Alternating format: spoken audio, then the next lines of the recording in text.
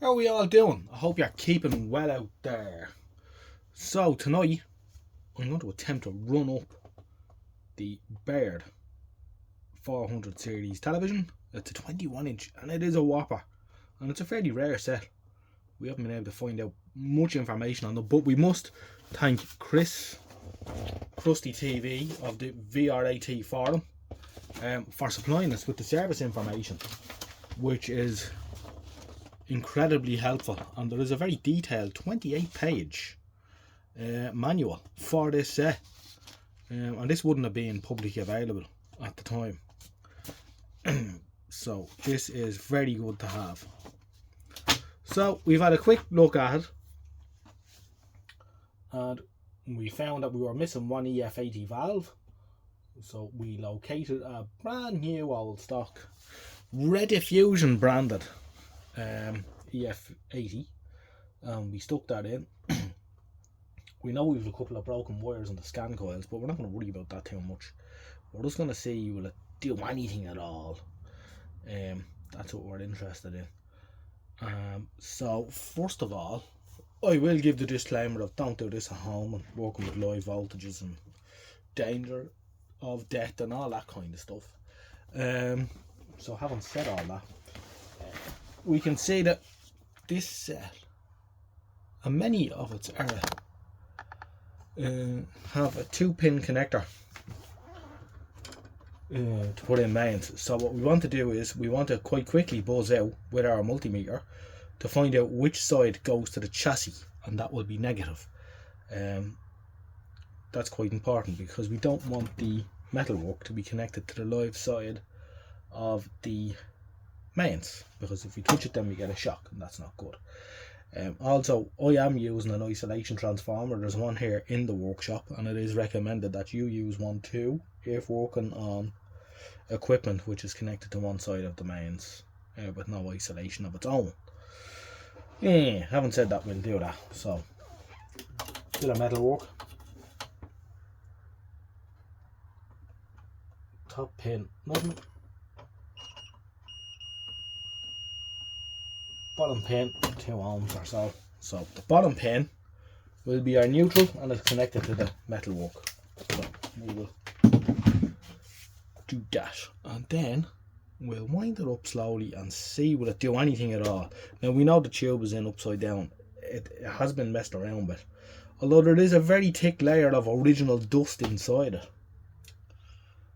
So it's an odd one. Let's see how far we get. Right, we're all hooked up. I have the Fluke multimeter here on the main smoother, so we can monitor the HT. You can see this little light actually, which is very handy for clipping inside cabinets and things. Got this in AliExpress. You have that shining a bit of light. Actually, we can probably turn him off now. You can see the valve heater is low. I remember being criticised a couple of years ago. Why are you fascinated with running up tellies and equipment for the first time on a bench in the dark? You're going to get electrocuted and blow yourself up. Well, I suppose I am fascinated. I love seeing the valves glow for the first time in maybe 40 or 50 years. And I've done it enough times and I haven't got blown to bits just yet. So we'll take the chance. Right, I'm going to switch on. The main switch is in the on position on the set, so it should be on. And we'll watch our multimeter, our Fluke there, to see does that move at all. A little bit. Oh yeah, there we go. So you know the switch contacts are good on the main switch on the set. Whether the heater chain is intact or not, we don't know, but we'll slowly wind it up.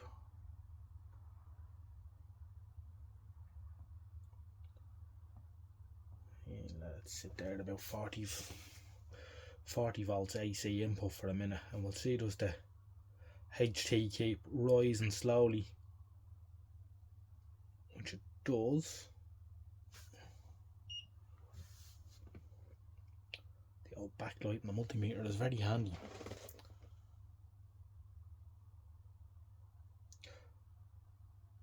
See the way the voltage is coming up slowly now. There is a selenium rectifier in this, so it's going to work a lot quicker than if it was a valve based rectifier setup. The voltage will rise like that slowly as the caps reform and they stop drawing as much current.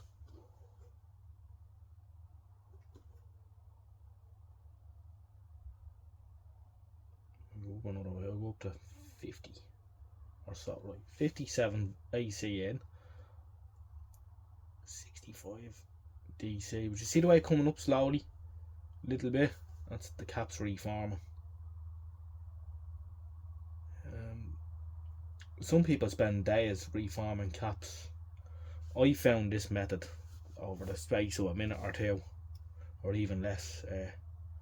Seems to work okay. I found that if they fail, well, they're probably going to fail anyway.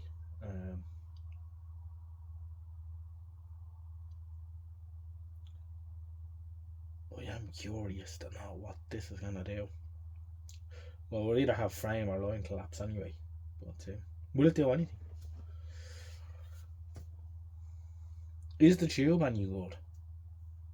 It's a big bloody tube, 21 inch. I had one of these before and I gave it away to someone. I wonder did they use it, because I might want it back.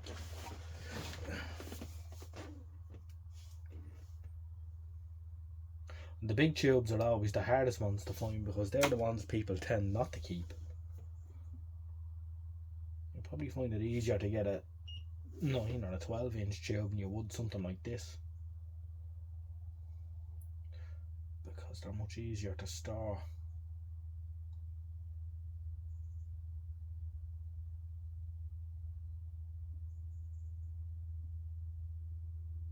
Right. 90 volt DC in, or AC in should I say, and about 110 HT. See the way the voltage still slowly keeps coming up a little bit after I wind up the variac. Don't see any heaters yet.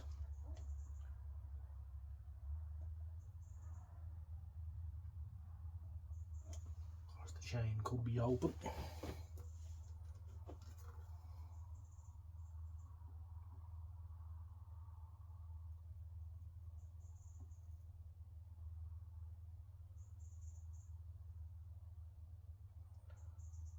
And 5 volts in now.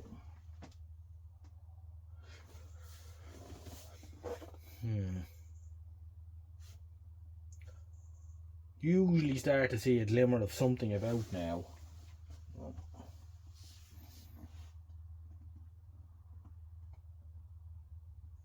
If we don't see heaters, we won't go much further.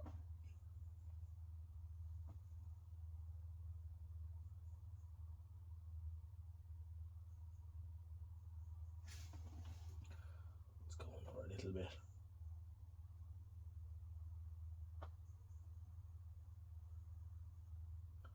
I can hear the wax cap boiling. And it's either going to be a heater decoupler or our friend across the mains.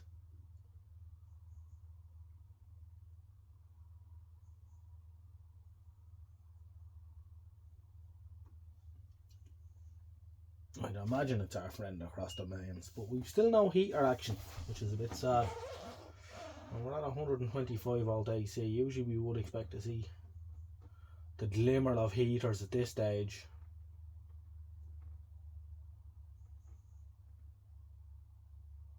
We'll go on another bit. And even the valves. Oh, I see heaters. They're there. And the HT now is dropping, which means the valves are starting to conduct.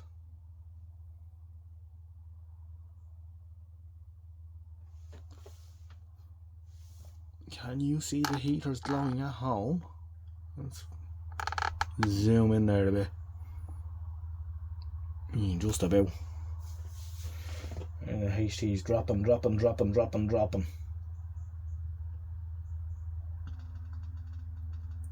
Oh, the audio output valve has just burst into life.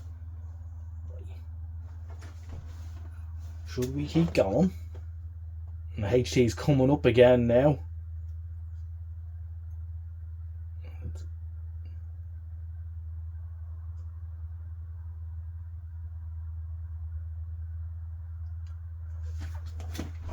And the heaters have gone out.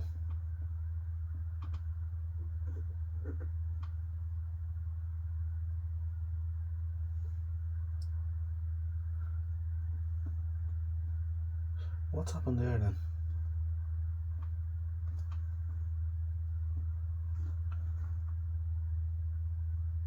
And the heater decoupler shorted out and blown the fuse, wonder.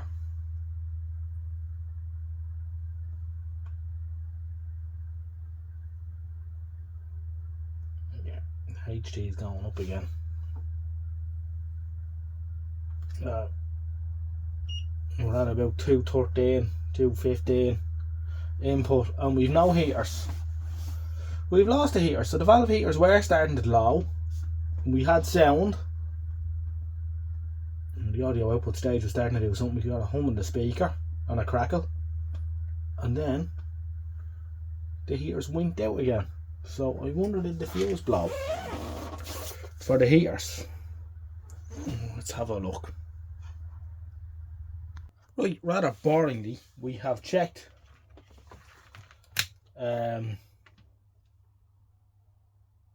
both fuses and they're okay. So I suspect either the heater decoupler has gone short, killed one of the valves, now we've no chain, or one of the valves has gone to wear and gone open circuit in its heater as well. So that's about it for tonight. Promising results so far though. The next time we're at it, what we're going to do is we're going to take the chassis out, give it a good clean, because there is literally an inch of dust on this thing.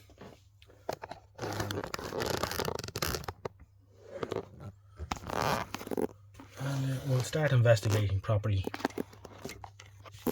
if we can. Let's give you an idea how dusty and dirty this thing is. That's always a good sign. We like that. The dust on that. Although it is odd that the tube is in upside down. I still believe that this was a cat bed or something that dust went wrong and they gave up, but luckily they didn't smash it up. Anyway, that's as far as we've got. Not wholly exciting, but an update nonetheless. Take care, and we'll catch you in the next one. Bye bye for now.